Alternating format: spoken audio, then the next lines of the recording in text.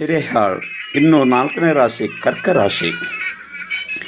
ಗುರು ವರ್ಷಾರಂಭದಿಂದ ದಿನಾಂಕ 2/6/2020ರವರೆಗೆ 12ರನಾಗಿ ಮಿಥುನ ರಾಶಿಯಲ್ಲಿದ್ದು ಆರೋಗ್ಯ ಭಾಗ್ಯ ಉತ್ತಮವಾಗಿದ್ದು ಶಾರೀರಿಕ ಶಕ್ತಿ ಸಮತೋಲನದಲ್ಲಿರುತ್ತದೆ. ಈ ಸಮಯದಲ್ಲಿ ಸಜ್ಜನರ ಸಹವಾಸದಿಂದ ನಿಮ್ಮ ಜೀವನ ಸರಿಯಾದ ಹಾದಿಯಲ್ಲಿ ಸಾಗಲಿದೆ ಮತ್ತು ಗೌರವ ಬಿರುದುಗಳು ನಿಮ್ಮನ್ನು ಹಿಂಬಾಲಿಸಿ ಉತ್ತಮ ಸ್ಥಾನಕ್ಕೆ ತರುವುದಕ್ಕೆ ಸಹಕಾರ ನೀಡುವು. ಹಳೆಯ ದ್ವೇಷಗಳು ಕಳೆದು ಹೋಗಿ ಪ್ರೀತಿಯಿಂದ ಸಂಬಂಧಗಳನ್ನು ನಡೆಸಲು ಅವಕಾಶ ಸಿಗುತ್ತದೆ.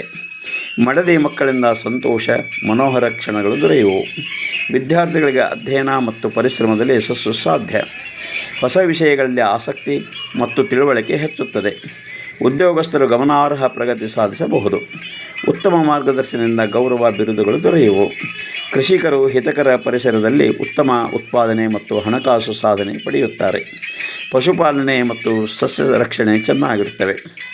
ಮಹಿಳೆಯರಿಗೆ ಮನೆಯಲ್ಲಿಯೇ ಶಾಂತಿಮಯ ವಾತಾವರಣ ನಿರ್ಮಾಣವಾಗಲಿದ್ದು ಪತಿಯೊಂದಿಗೆ ಸಹನೆ, ಮಕ್ಕಳೊಂದಿಗೆ ಸಂತೋಷ ಮತ್ತು ಕುಟುಂಬದ ಹಿರಿಯರ ಆಶೀರ್ವಾದದೊಂದಿಗೆ ಕುಟುಂಬವನ್ನು ಅಭಿವೃದ್ಧಿ ಪದದತ್ತ ಸಾಗಿಸಲಿದ್ದಾರೆ.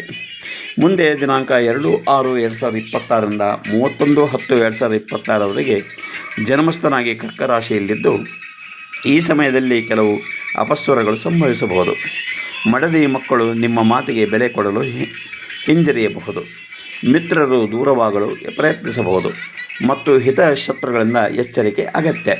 ಕೆಲವೊಮ್ಮೆ ಜನರ ಮೆಚ್ಚುಗೆ ಅಥವಾ ಏಳಿಗೆಯನ್ನು ತ್ವರಿತವಾಗಿ ಪಡೆಯಲು ಸಾಧ್ಯವಾಗದು. ಈ ಸಮಯದಲ್ಲಿ ಮನೋವ್ಯಥೆ, ಚೋರ ಭಯಗಳು ಉಂಟಾಗುವ ಸಂಭವವಿದೆ ಮತ್ತು ಗುರು ಜನ್ಮಸ್ಥಾನದ ಪ್ರಭಾವದಿಂದ ಬುದ್ಧಿ ಚಂಚಲತೆ, ಮಾನಸಿಕ ಕ್ಷೋಭೆ ಹೆಚ್ಚಾಗಬಹುದು. ಆದಾಗ್ಯೂ ನಿರಂತರ ಪರಿಶ್ರಮ ಮತ್ತು ಧೈರ್ಯದಿಂದ ಈ ಅಡಚಣೆಗಳನ್ನು ಮೀರಿ ಯಶಸ್ಸು ಸಾಧಿಸಬಹುದು. ಮುಂದೆ ಗುರು 31/10/2026 24 ಜನವರಿ 2027ರವರೆಗೆ ಸಿಂಹರಾಶಿಯಲ್ಲಿದ್ದು ಈ ಸಮಯದಲ್ಲಿ ಸರ್ಕಾರಿ ಹಾಗೂ ಅರೆ ಸರ್ಕಾರಿ ಉದ್ಯೋಗಕ್ಕೆ ಉತ್ತಮ ಯೋಗವಿದೆ. ಮಹತ್ವದ ಕೆಲಸಗಳನ್ನು ಮಾಡಲು ಈ ಸಮಯವು ಸೂಕ್ತವಾಗಿದೆ. ಆದರೆ ವರ್ಷಾಂತದವರೆಗೆ ಪುನಃ ಕರ್ಕ ರಾಶಿಗೆ ಬಂದಾಗ ಕೆಲವೊಂದು ಅಲ್ಪ ಅಪವಾದಗಳು ಸಂಭವಿಸಬಹುದು.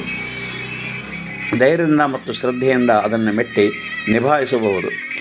ಹಲವು ತೊಂದರೆಗಳು ನಡುವೆಯೂ ಉತ್ತಮ ಆರೋಗ್ಯವು ಮತ್ತು ಸಕಲ ಕಾರ್ಯಗಳಿಗೆ ಅನುವು ಮಾಡುವ ಶಕ್ತಿ ದೊರೆಯುತ್ತದೆ. ಶನಿ ಮೀನರಾಶಿಯಲ್ಲಿ 10ನೇನಾಗಿ ವರ್ಷಾರಂಭದಿಂದ ವರ್ಷಾಂತದವರೆಗೆ ಇರುವುದರಿಂದ ವಿದ್ಯಾರ್ಥಿಗಳು ಸಾಧನೆಗೆ ಆಲಸ್ಯ ಮತ್ತು ಆರೋಗ್ಯದ ಅಲ್ಪ ತೊಂದರೆಗಳನ್ನು ಅನುಭವಿಸಬಹುದು. ಆದರೆ ಗುರು ಶಕ್ತಿ ಅಲ್ಪ ಧೈರ್ಯ ಮತ್ತು ಶಕ್ತಿ ನೀಡುತ್ತದೆ. ಪರಿಶ್ರಮ ಅಗತ್ಯ ಮತ್ತು ಹಿರಿಯರ ಮಾತನ್ನು ನಿರ್ಲಕ್ಷಿಸಬಾರದು. ಶನಿ ಪ್ರತಿಕೂಲ ಪರಿಣಾಮ ಬೀರುವುದರಿಂದ ಗಂಡ ಹೆಂಡತಿ ಪರಸ್ಪರ ಸಹನೆ ಮತ್ತು ಸಹಬಾಳ್ವೆ ಮುಖ್ಯ. ಇಲ್ಲವಾದರೆ ಮನೆಯಲ್ಲಿ ಅಶಾಂತಿ ವಾತಾವರಣ ನಿರ್ಮಾಣವಾಗಬಹುದು. ಧೈರ್ಯ ಕುಗ್ಗುವಂತಹ ಸಂದರ್ಭಗಳಲ್ಲಿ ಧೈರ್ಯಂ ಸರ್ವತ್ರ ಸಾಧನಂ ಎಂಬ ಉಕ್ತಿಯಂತೆ ಕುಲದೇವರ ಅನುಗ್ರಹ ಮತ್ತು ಹಿರಿಯರ ಆಶೀರ್ವಾದದಿಂದ ಧೈರ್ಯದಿಂದ ಕಾರ್ಯನಿರ್ವಹಿಸುವುದು ಮುಖ್ಯ.